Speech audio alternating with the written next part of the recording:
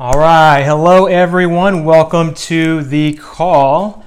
Waiting on a few more people to jump on here, and then we'll get started.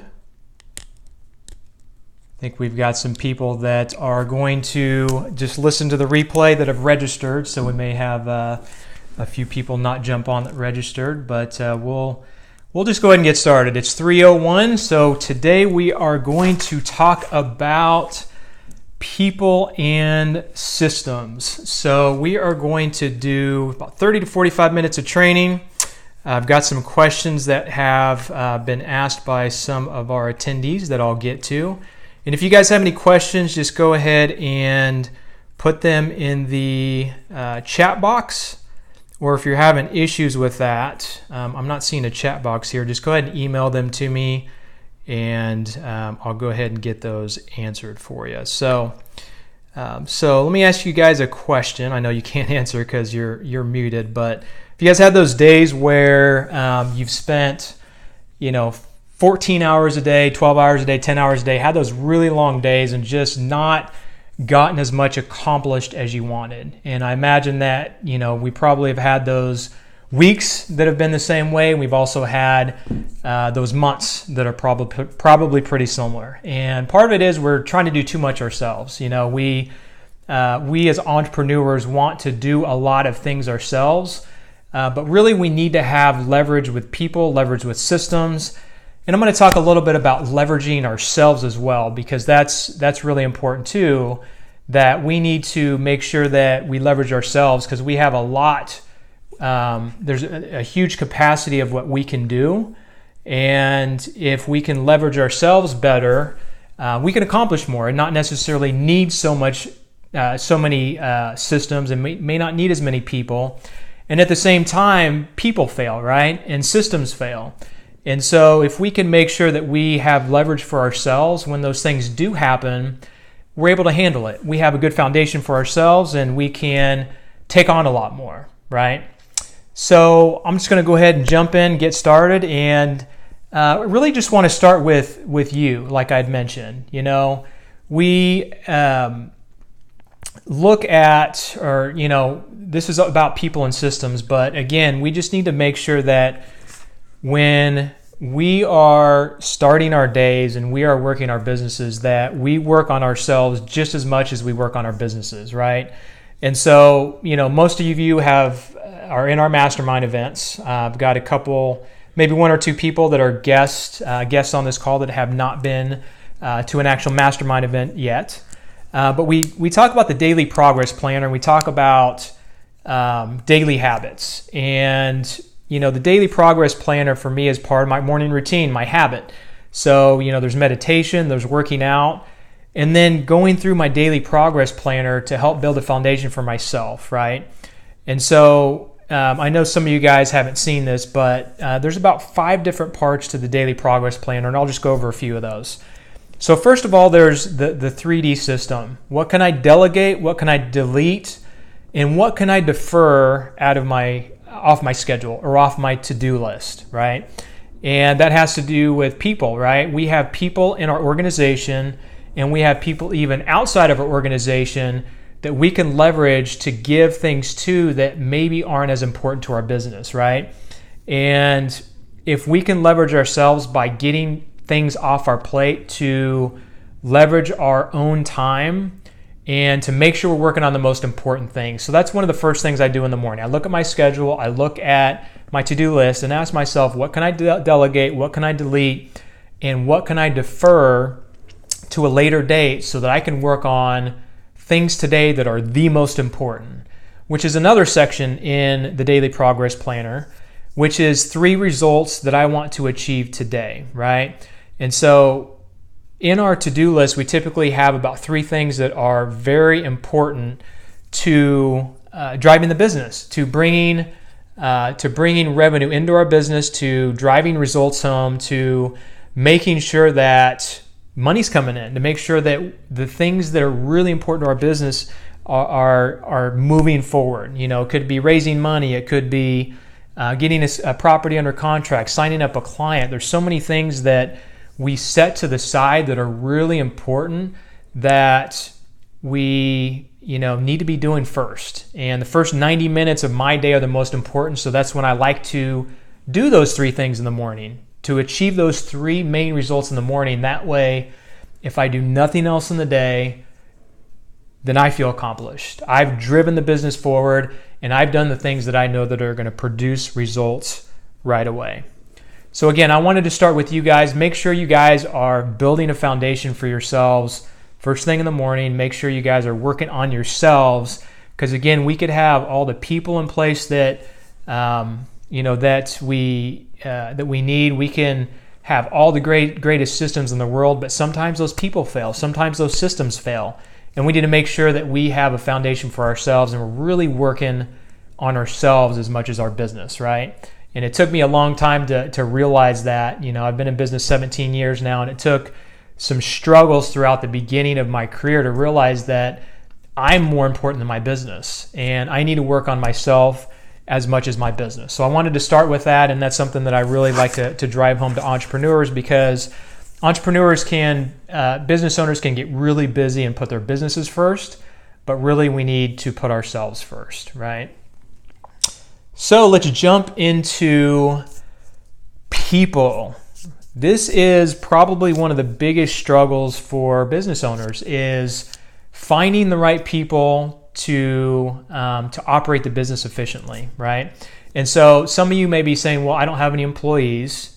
That's fine. We'll talk about how to leverage other people even if you don't have employees. And some of you may think, well, what's my next hire? What is it that I need to hire next for? And if I know what I need to hire next for, what are the processes, what are the things I need to look for in the people that I bring on board to make sure that when I hire someone that they are going to fit in, that they are going to be trained well, that they are going to be effective, because hiring people can be one of the most expensive mistakes that you can make, right? Because if you train someone and they're there for a year and they're costing you money, and you're having to redo a lot of things and spend a lot of time with them, and it can cost you a lot of money. So doing it up front right is going to make sure that you don't make that investment that is not going to pay dividends. You want that investment to pay dividends, and you want it to be done right. So in order to hire people in your business, first thing you need to do is ask yourself, who are the people that I need to drive my business forward to achieve the results that I'm looking for, right? And so you need to look at what it is you're wanting for your business and who can take you there. And so one of the things that I tell entrepreneurs when they say, okay, how did you build your team? How do I know what my next person is? The thing that you need to do is you need to list all of the things that you do in your business, all the things that you do on a daily basis, and you need to look at the things that you love to do, the things that drive your business, and you need to circle those and keep those. Those are the things that are going to light you up.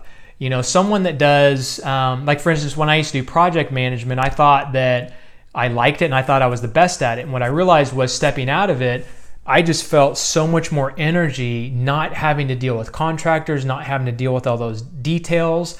And now I've got someone that's a rock star that's in there that I don't know if she loves doing it, but she's super good at it and is way better than I am at it. And now I get to step back, and I've been able to understand that, I don't need to do everything in my business. Even if it's super important in my business, there are people that handle that. So we have a lot of investors in our business that invest hundreds of thousands and even, millions of dollars in our business. And I don't deal with those people anymore because I've got someone really good that handles them. I haven't even met half of our investors. And so if you have really good people in place, those are the things, you can take those things that are on your plate and give them to other people to where you can work on your genius. You can work on what you're really good at. And at the end of the day, you're going to feel more accomplished. You're going to feel more vibrant. So that's the first thing you need to do, is look at what do you love to do, keep those things on your plate, what are the things you don't like to do, and then figure out how to hire those out. So you can hire them out to a VA. There's a site, I think some of you guys know, Upwork.com. if you don't have any employees, or even if you do have employees and they're just too busy, there's sites like Upwork.com where you can post a job up there and give kind of a budget and find someone that can do the job for you. For instance, my marketing assistant, she just uploaded a task to do a banner for us and a logo, and it was like $10 to do or something like that. There are people in other countries that work for a very low wage that are appreciative of it and can get things done very quickly for you where you don't have to spend hours on it. They can take that off your plate and do it for you. What do you want your culture to look like? Whether you have employees or not, I think you need to look at what your culture is, because even if you're outsourcing and you have subcontractors, if the people you're doing business with don't fit in, I guess it's culture and core values. So you have a culture for your business and then you have core values. So if people that you're hiring in your business and even subcontractors out of your business do not align with your core values, then it's going to create a conflict, right? Because if you, honesty, integrity, and those types of things are your core values, which that should be for everybody, but you have a contractor, an employee that is crossing the line and doing things that are immoral, then obviously that's an issue. And you need to not let those people in your business, and you need to not keep them. So make sure you know what your culture is and your core values are, so that way when you do hire people, whether it's employees or subcontractors, that they fit within those core values and culture. And I can tell you one thing, once we defined what our culture was, and it was at least 8, 9, 10, it might have been 11 years in the business, it wasn't until then that I defined or started to define what our culture was, and then hired those people to find people to fit within our culture, that things changed, right? Because now I knew who I wanted in my business, now I knew who I didn't want in my business, and it really made the environment so much different, because people now know that they need to align with our core values. And if they don't align with our core values, then they don't belong in our business.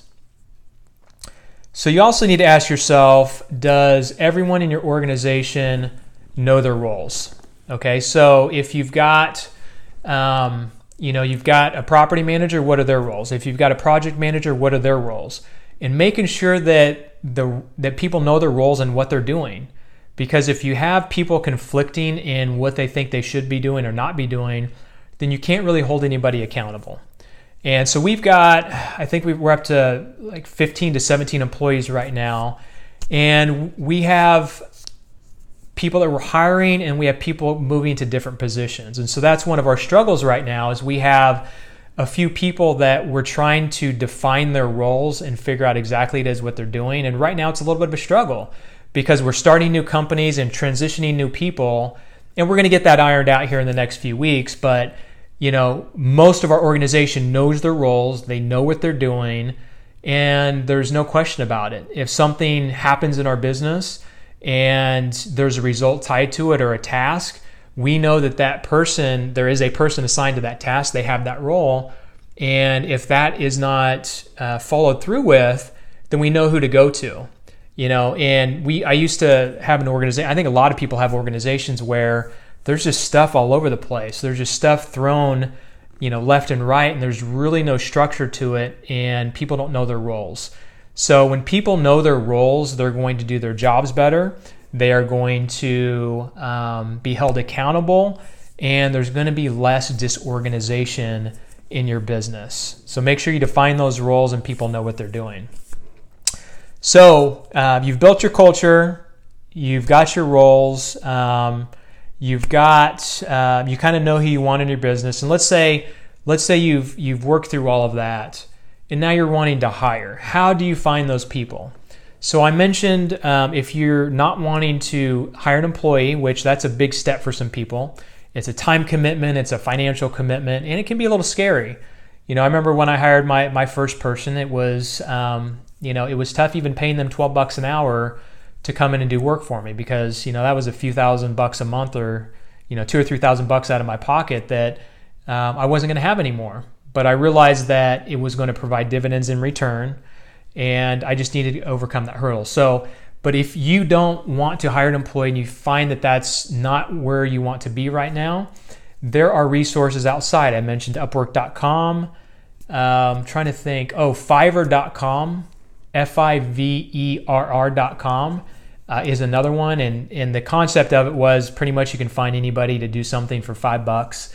And so, there's logos, there's, PDFs, there's things that you may need in your business that you don't want to do yourself, that you can just outsource for, $5, $10, $15, $50, whatever, whatever price you want to put on it. Remember what your time is worth. You need to calculate what you believe your time is worth. And if that task takes more time than what you can pay someone else or costs more money based on your hourly, what you're worth hourly, then you need to outsource it. So going back to where to find people. So if you don't want to hire an employee, you can outsource it. If you want to hire an employee, where do you find them? Where do you find good people? So I can tell you we've had many employees in the past. Craigslist has always been a pretty solid lead source for us for potential candidates. There has been a change in about the last year. I feel like that the quality has gone down a little bit. The quantity has actually gone up somewhat, and there's just more people on it, which makes you need to weed out more people. So it tends to take a little bit more time.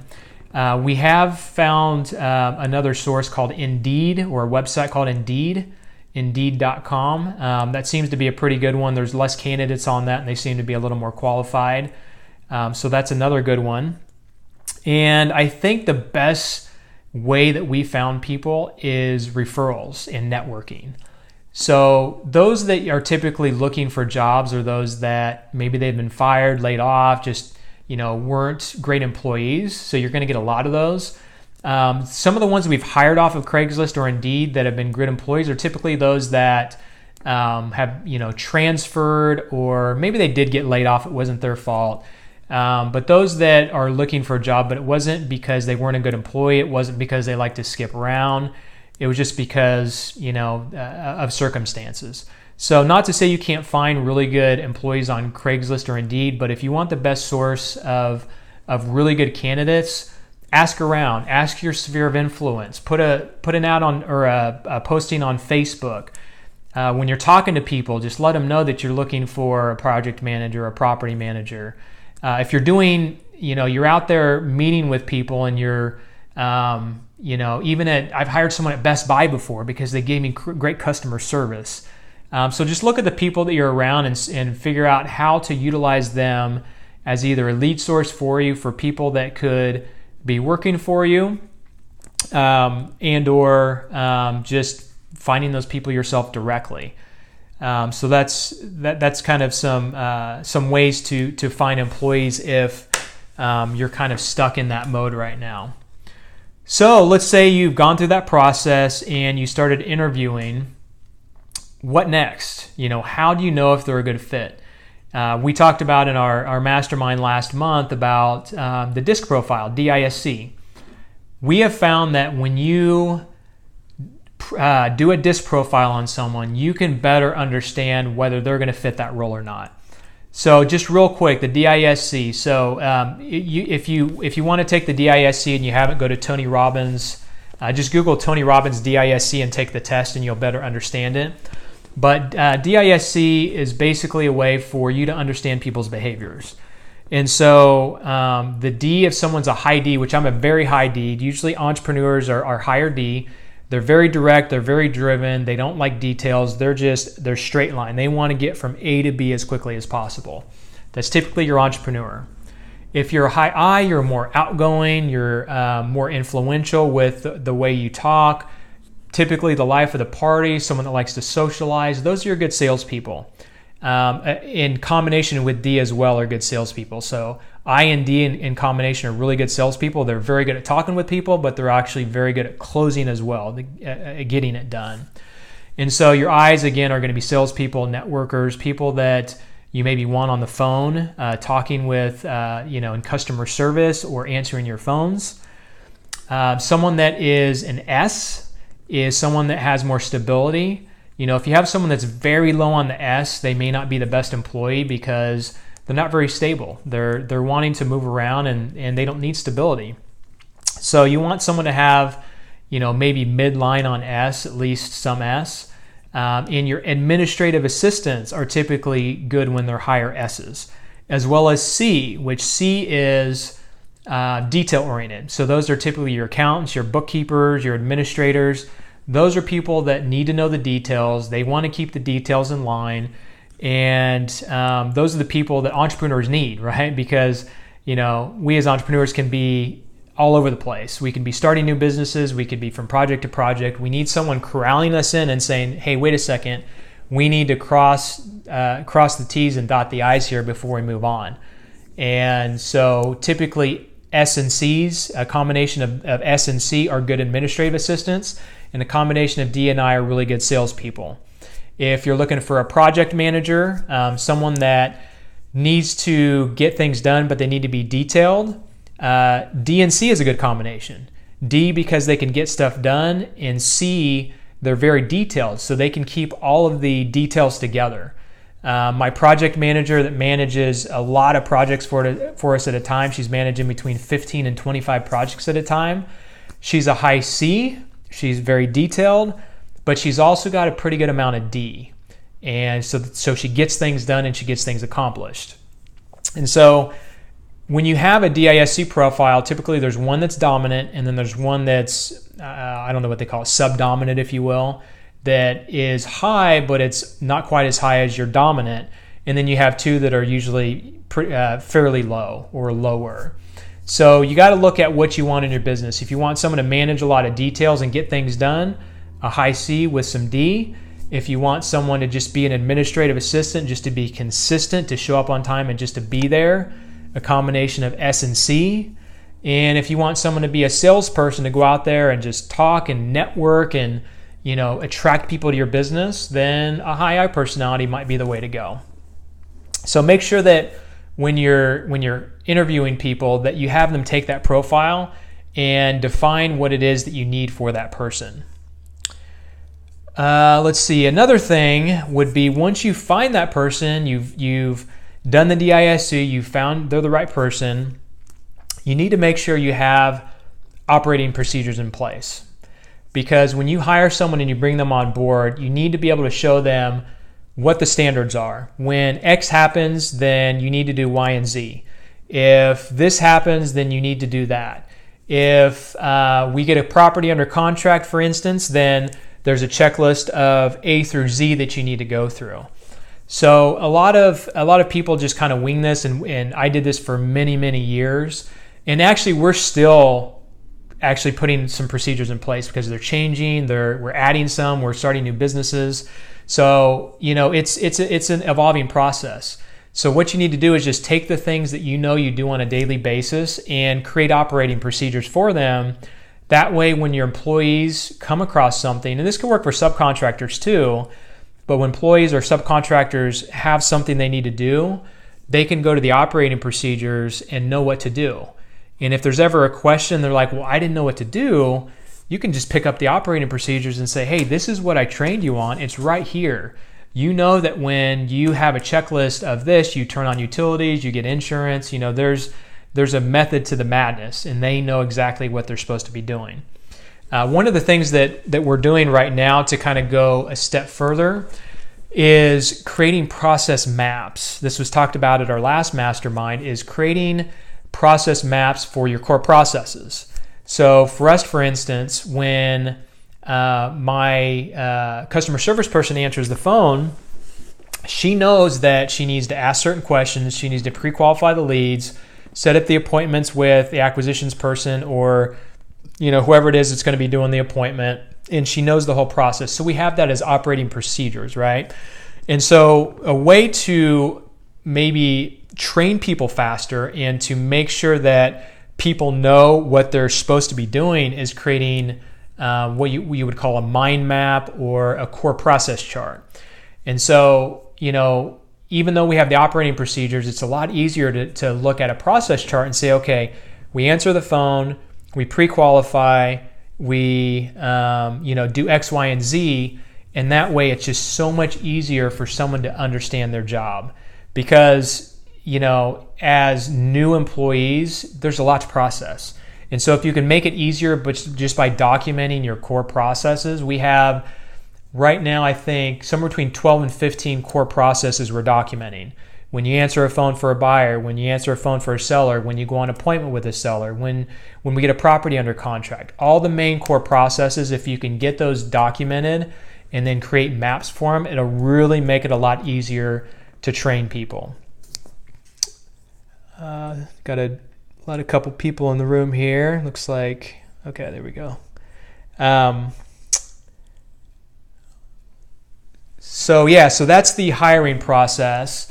So you need to find who you're looking for, what your culture is. You need to figure out how to find those people and start that process. Make sure that you're giving them the DISC to make sure they fit in their profile. And just another thing on that, I've hired high I's and I is, again, outgoing, a salesperson role. And I've actually hired those people for administrative before and kind of gone against the grain a little bit because I really like them. Just don't make that mistake. Make sure that when you have a profile, it doesn't have to be perfect by any means, but you need to make sure that they have the main two things that you're looking for in a DISC. Again, if they're salespeople, I and D. If you hire someone that's an S and a C, they're more administrative. They're not going to be good at talking to people, and they're not going to like it, even if they say they like it. And then just make sure that you've got the things in place to train them and the operating procedures and the core processes in place just to make it so much easier. All right, so let's talk about systems. So this call is people and systems.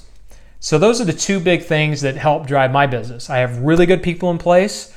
We have really good systems in place, and that allows me to be 2,000 miles away from my business, right? And allows me to focus on other things. Without good people and good processes, it just doesn't run the same. You can have one without the other, but it's not going to be very efficient.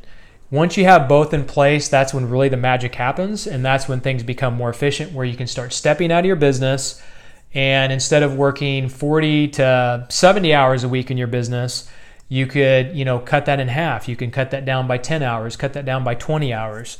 And that's what this is all about. This is what this call is just finding a way to do our businesses better without having to do so much, to be able to grow our businesses without having to work more.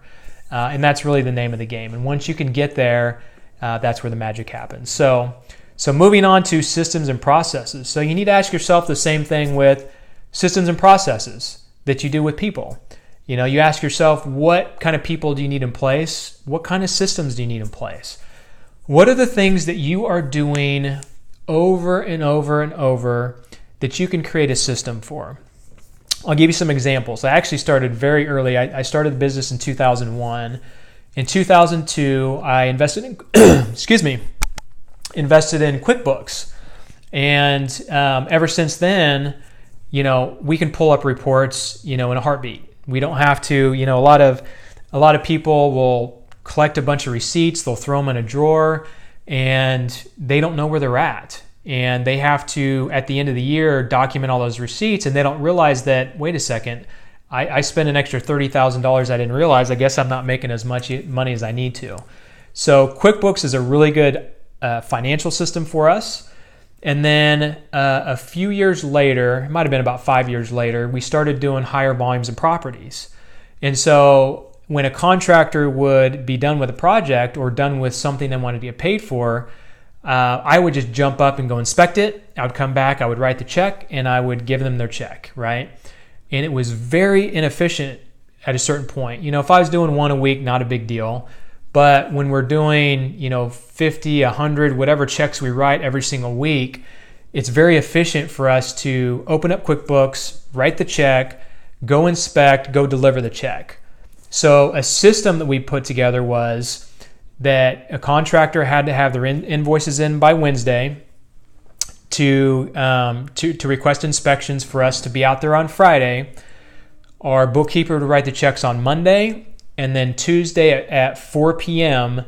is when you can come pick up your check at the office. We do direct deposit for as many people as we can, but some people just want to pick up checks, that's fine. So rather than, someone calling and say, hey, when is my check ready? They know the process. Email us an invoice. We'll go out there and look at it Friday. Your check will be ready Tuesday at 4 p.m. and you can come pick it up then. And that way we can write a ton of different checks at one time. We can do all of our inspections at one time, and it just makes it so much more efficient. So that's an example of a system, and I guess you can call it a process as well. There are other systems out there that can help you, kind of like I talked about QuickBooks for financials. There's project management software out there as well. So a lot of people ask us, well, we're going to do close to 100 flips this year, hopefully more, but we're betting on close to 100 flips this year. So we have to manage our projects, and we don't have any fancy software. We've actually tried fancy software, project management software to cater to our flip projects. But what we found is that there are some simple tools that we have put in place that help us manage those projects. So I'll give you a few of those. Some of you guys have heard of Basecamp. There's also a system called Trello and a system called Asana. So again, Basecamp, Asana, and Trello. Those are three kind of project management systems that people use to help manage their to-do list in a project. So let's say, one thing we use it for is walkthrough checklists. So when we're final walkthrough checklist. So when we're done with a project, my project manager will go into the final walkthrough checklist, and it will automatically tell her what she needs to do in that within that project checklist. So if I ever have a question, which I don't go into those systems anymore, they confuse the heck out of me, but that's why I've got S's and C's to do that. But if I wanted to go in there and I wanted to say, okay, where are we on this final walkthrough checklist, or where are we on this checklist here or this project there, I can go in there and I can see what's been done, who did it, what day and time it was checked off, so that I know what's going on if I really want to. If you've got a project where you're doing a new website or anything, you can go into one of these systems and you can do a project checklist. You can put a deadline on it, and you can actually assign it to someone as well. So if you're having trouble with coordinating things, one of these softwares will help you tremendously. It's been a while since I've been in there and used them. My team uses them. But in combination with that and Google Docs is how we manage our projects. So my sister, my project manager, when she has a property, she'll go through the whole checklist. She has our budgets in Google Docs, and then she goes into Basecamp, and she will have her checklist in Basecamp. And then when she needs something done, she'll assign the task, and it'll automatically email whoever it is that is assigned that task and give them a deadline. So those are a few cool systems that you can put in place to help you with your projects. And then just look at your overall business. What is it that you're spending a lot of time on? What is it that is taking a lot of repetitive time that if you were to create a system or process for it, it would either make it easier or it would be kind of dummy proof for someone to take over. You may hire a VA on Upwork.com to do some things for you. And so you can just plug them into the software system, and all you got to do is show them that, and it's very easy for them to manage. So there's a lot of different things out there. Another one is that I just implemented recently is Calendly. We talked about that at a mastermind recently. So it's like calendar, but instead of AR, it's LY. So Calendly. And what you can do is you can put your open availabilities on your calendar, and it'll sync with your Google Calendar so that it doesn't book any appointments over what you already have. And if you ever want to book a call, rather than going back and forth by email, you can just email someone a link and say, book a call with me. And it may only save you a few minutes here and there, but that's a lot of time and energy of going back and forth and scheduling appointments. So that's another great one. If anybody has any other recommendations, they can type them in the chat box or we'll open it up here in just a few minutes, or here in just a little bit for Q&A. So if you guys have anything else you want to throw out there, that's awesome as well. So just remember, people, processes, systems, those are the things that drive your business. Those are the things that you need to put in place to really get yourself to where you're not having to, you're not having to do so much, and you can leverage those things to accomplish more. Because, I think there's a big thing out there, and there's books on it, and there's trainings that you need to be the first one in the office and the last one there, that you need to work hard, you need to grind, you need to do all these things.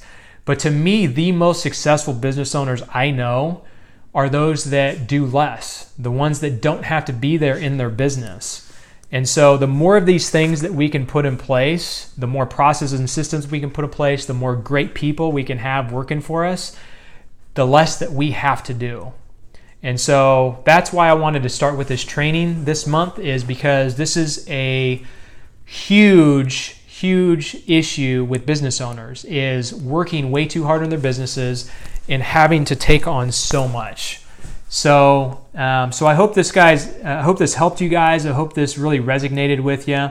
If you guys have any questions, go ahead and again type them in the chat box, and I'll open it up here if you guys are just on audio, and you guys can ask some questions if you want, or give some comments. So I did have a couple questions that were emailed beforehand, so I'll get to those first. So I kind of touched on one of them, was how do I do that if I don't have employees? How do I leverage people, basically, is what they're asking, if I don't have employees. And I kind of answered that earlier. You can outsource. Upwork.com is a great resource. And look at the people that you're contracting to. So for instance, I see a lot of, and I say real estate, I talk about real estate investors a lot because that's a lot who I work with, but I see a lot of real estate investors that are still running to Lowe's and Home Depot. They're still doing things on the job site that when they hire a contractor, they could have that as their scope of work, as their, what's the word I used earlier? They're basically what they do. So if you hire a contractor, put that in your scope of work. You're the one that needs to go get the materials. You're the one that needs to communicate with this person. You're the ones that needs to do this. So there's a lot of things in our business that we do that if we just looked at the people that we contract to, we could get them to do those things. The projects may take just a little bit longer. You may have to pay them just a little bit more. But to be able to take those things off your plate, just go running to Lowe's and Home Depot. I think most real estate investors will spend 5, 10, 15 hours a week of doing those things when they could spend 5, 10 to 15 hours of lead generation, working on marketing, working on what they need to do to drive their business home. What are the next steps to their business? There's so many things that you could be working on that, that by taking those things off your plate with other people that you could do. So hopefully that answers the question there. Someone asked, they're hiring an acquisitions guy and want to know how to structure salary, if they need to hire someone from college, maybe someone that's less experienced, or someone that is more seasoned. This could be hopefully, or what I'd probably do, a short answer to a long, what could be a long answer. And I would say that you need to, especially with project management, that is a huge task. Whether it's managing a project in your business or managing a project. Acquisitions guy. I was on project manager. Hiring an acquisitions guy. But either way, it's pretty much the same answer. And that is, first of all, you don't have to hire someone that's experienced in your business. There's people that say, well, I want someone with experience. I can look at my employees, and I'm talking about office employees, not necessarily our maintenance guys, but our employees in our office. I only know of, just off the top of my head, 1 or 2 of those employees that may have had experience with what they're doing. And actually, I'm not even sure that they did. I just knew that they were good people. They fit the profile of what we were looking for. they fit the DISC, and they're good people. So those are the main things you need to focus on. And going from someone that's less experienced or someone that's more seasoned, for someone that's putting properties under contract, someone that's dealing with your high dollar activities, and putting properties under contract is a big deal. That could be a $20,000 to $50,000 profit that you could get compared to not. So someone in that position needs to be someone that's really good. I'm not saying that someone out of college or someone that's very new can't do the job. They have to have all the boxes checked on the other side if they're just coming out of college, or if they don't have any experience in sales. I would go with someone that has a little bit of stability with sales, someone that is a high I personality with high D, and go with that person. I've tried to hire those people that are way less experienced just in business overall, and they can do administrative stuff. They can do things that are very basic, but things like acquisitions and projects and things like that, you got to make sure that they're good people, they've got some experience, and that they've got some wisdom, right? Because there's a big difference between someone that's been in the workforce for just a little while and someone that's been in the workforce for 10 to 15 years. They've just learned so much more. And then as far as salaries, we pay our acquisitions guy a salary plus commission. There's some people that do just commission only and pay them a flat fee. And then I know some people that pay based on profit. So if a property makes, $20,000, that person, gets a $2,000 cut of that, 10% or somewhere in that realm. So there's many different ways to structure that. I can't really tell you exactly how to structure acquisitions guy, but I can tell you that anybody in a position where they're performance based, they do want a little bit of money up front and then some upside on the back end. Anytime that I've hired someone 100% commission, it's really tough because they're going to struggle, they're going to be down, their head's not going to be in it. So at least give them something, even if it's an advance on their salary or advance on their commissions rather, as kind of an incentive or something to just get them by while they're getting commissions going. So that's that. And I'll just go ahead and unmute everybody and see if there's any other questions before we wrap up here. So if you are somewhere noisy, if you guys could could mute your phones. And let's see, you are, getting ready to unmute. Okay. We are unmuted. So anybody who has a question, looks like some people are muted on the Zoom call itself or on the software. So if you have a question, make sure you unmute yourself. So anybody want to open it up for questions here? Anybody have a question that I can answer?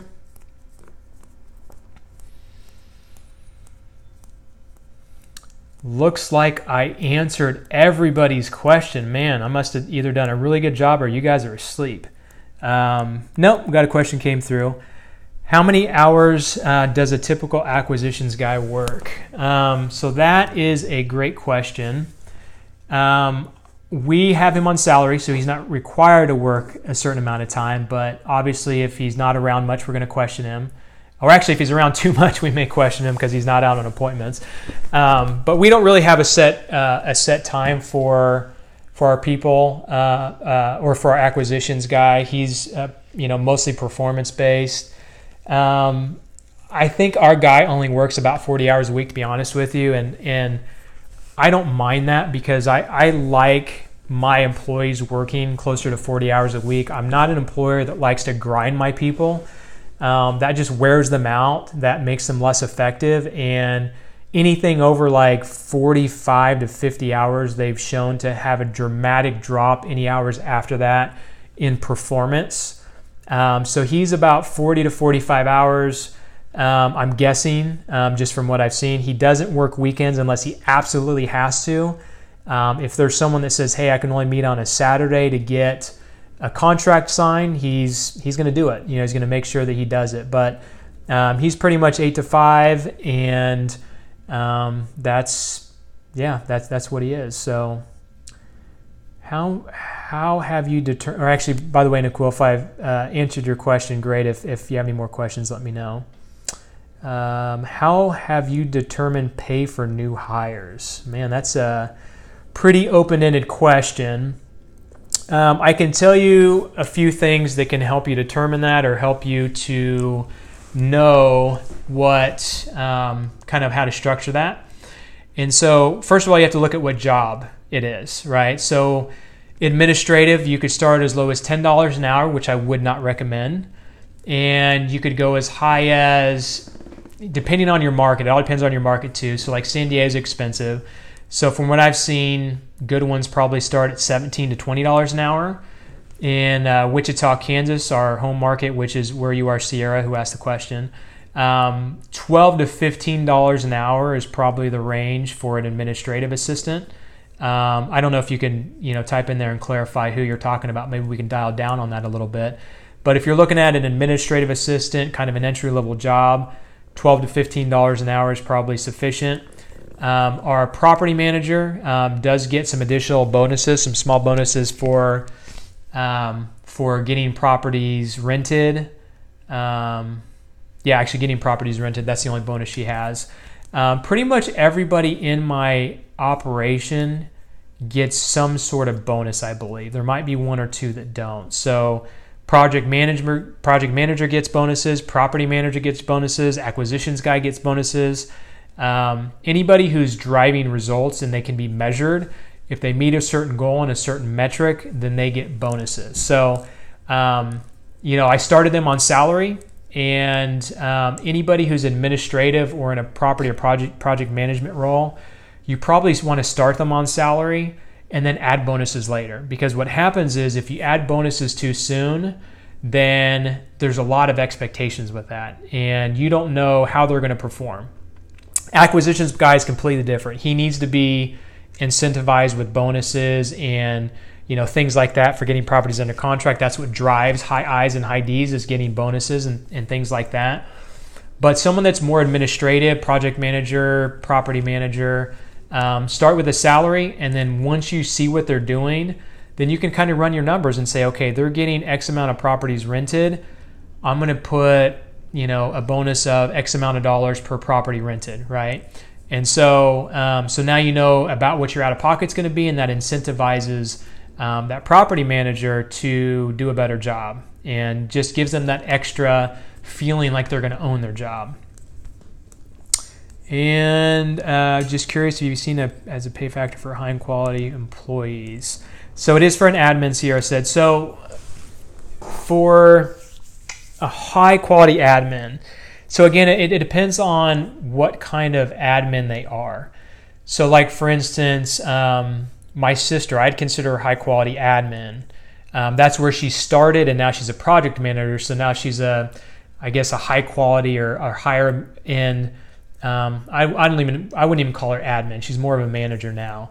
But the point of that is that in order to get her quality, I had to bump up my pay scale. So at the beginning, I was paying $10 to $12 an hour for an admin. And you can get good admins in that price range, but it's going to be way easier if you pay someone $15 an hour, and maybe even $18 an hour, just depending on what they're doing. In Wichita, $15 an hour will get you probably a good admin, because $15 an hour is still a pretty good wage in Wichita for an admin. So there's that fine line. You don't want to pay too little, you don't want to pay too much, but make sure that you hit that sweet spot. And you may not know exactly what that is, but if you want a high quality employee, I'd start at $15 an hour, just because that extra $3 to $5 an hour you're paying is going to be less training, less management for them, and it's going to get higher results. So hope that answered your question, Sierra. So Shane, bonuses for marketing acquisitions, 8% of net profit for acquisition, $500 for listing referral.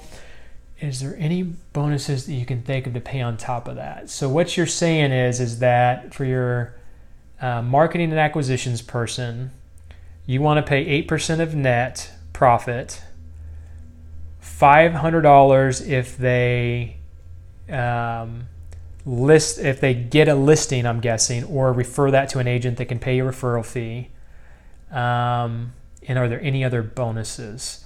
So like I said, people do both. They'll do based on profit. So let's use round numbers, 10% of 20 grand. So some people may pay $2,000 for, for an acquisition. And then some people may just pay, $1,000 or something like that, a flat fee. Listing referral, $500. That's a good one. But I don't think there's any other bonuses that you can put on top of that. Really, it's just finding the property. So actually, I'm sorry, you said marketing/acquisition. So that's more of an acquisitions person. So a marketing person, we do pay our person who intakes the lead. We pay them per property that they answer the call, set the appointment, and we actually buy. So that would be our marketing or in-house person that answers our phone. So no, I don't think there's any other bonuses that I can think of on top of that, but I'll let you know if there's any I can think of. My pleasure. All right, so I'll give you guys just a few more seconds if there's any other questions. All right, cool. Well, thanks for joining me, guys, on Wednesday. I know some of you guys have time that you want to spend with your families this time of day, but I'm glad that you guys could jump on the call and that I could hopefully inspire you or help you guys with some of the things that you're going through growth-wise as far as getting good people in place and that type of thing. So if you could do me a favor, shoot me an email if you have any other topics or anything else you want to discuss on next call. We'll do this third Wednesday of every month. We may change the time a little bit, but I'll let you know. But if there's anything else you guys can think of that I can help you with, please do let me know. But keep crushing it and doing what you're doing, and we will see you on the next call or see you at one of our next events. All right, thanks, guys. See ya.